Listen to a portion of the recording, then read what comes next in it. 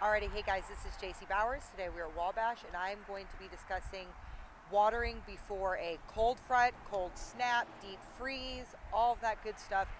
Why is watering so important before we have a cold front, and what can we do to help sort of insulate and prevent our plants from dying? So, first things first is water is able to retain heat.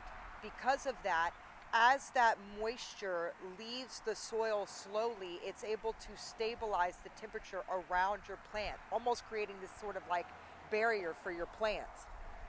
Also, with humidity, right? The moisture in the soil acts as this sort of humidity um, to again help retain heat. That's the biggest thing.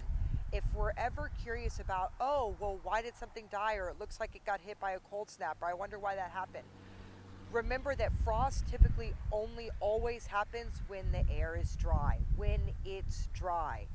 And then when you think about it, that's the most dangerous place for our plants to be, because when I don't have water there, there's nothing for my soil to work with and try and, like I said, get some energy going and movement, get those microorganisms going and get all this life back into the soil. That way it can, like I said, create a barrier. Another thing we really want to do is mulch. Mulch is so fantastic, especially during the winter. I mean, we want to compost and mulch. I do that twice a year. One of my favorite mulches is the Nature's Way mulch. It is, this is a composted and screened course, but it's a fantastic product. We've been using these guys for years, and it's really, really awesome. Again, the biggest thing that compost, mulch, water, why these things are so important, is because it's able to take in that water and then use that water to regulate temperature, keep heat kind of blocked in there, protect our plants. It's amazing.